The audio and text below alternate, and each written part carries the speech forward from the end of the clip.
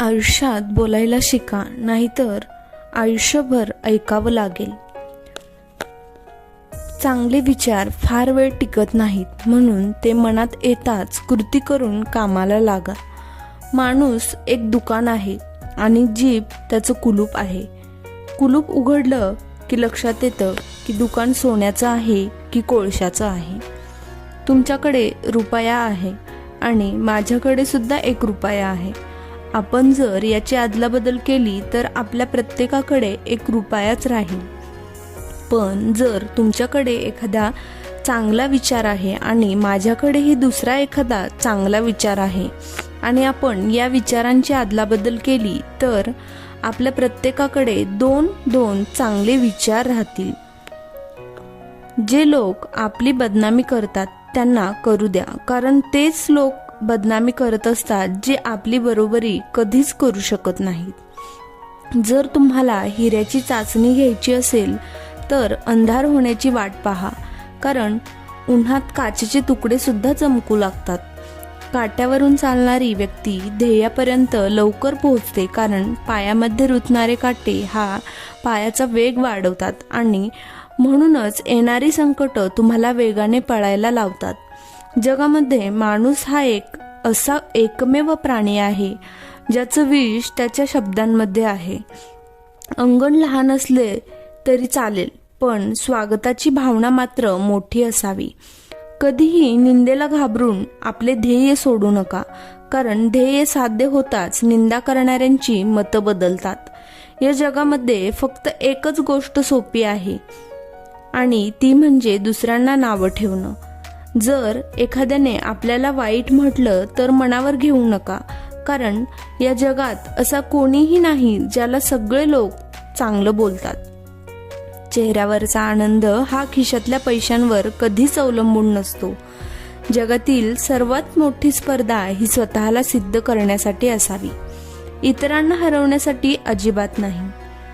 ऋतू संपल्यावर पडणारा पाऊस हा जसा नकोसा होतो, अगदी तसंच गरज संपल्यावर एखाद्या नात्याचं जर ओझं वाटायला लागलं तर याचा अर्थ ते नातं नक्कीच स्वार्थासाठी होतं. आयुष्यात पुढे जाण्यासाठी उशीर झाला म्हणजे तुम्ही हरणारच असं अजिबात नाही. अनेकदा उशीर झाल्याने आपला वेग दुप्पटही होतो. पाण्यात उतरण्याआधी माणूस घाबरलेलाच असतो, पण एकदा का पोहायला लागला की आपल्याला समजतं की हे खूप सोपं आहे. आयुष्याच्या अडचणी या अशाच असतात, ज्यांना सामोरे जाण्याची भीती वाटत असते आणि ही भीती आपला बराच वेळ घेऊन जाते. म्हणून वेळेत निर्णय घेणं गरजेचं असतं. निर्णय चुकतील, बरोबर येतील हा नंतरचा प्रश्न आहे. जरी निर्णय चुकलाच तर अडचणीला सामोरे गेल्यामुळे होणाऱ्या दुःखापेक्षाही याचं शल्य नेहमी कमी असतं.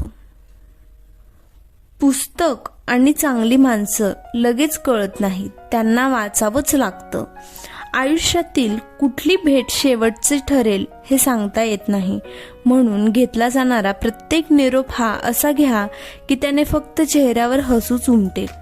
आपल्याला त्रास देणारी माणसं ही नेहमी आपलीच असतात, कारण परक्यांना काय माहीत की आपल्याला कोणत्या गोष्टीमुळे दुःख होतं. दररोज सुंदर विचारांची शिदोरी ऐकण्यासाठी चॅनलला जरूर सबस्क्राईब करा. तुम्ही कितीही हुशार लोकांसोबत बसा, पण अनुभव हा मैदानामध्ये उतरल्यावरच येत असतो, हे लक्षात घ्या. जेव्हा तुम्ही तुमच्यासोबत कोणीच नसेल तेव्हा स्वतःसोबत उभे राहा. आपली वाटणारी माणसं फक्त म्हणायला आपली असतात. जेव्हा आपल्याला खरंच त्यांची गरज असते तेव्हा ती लांबून आपली मजा बघत असतात.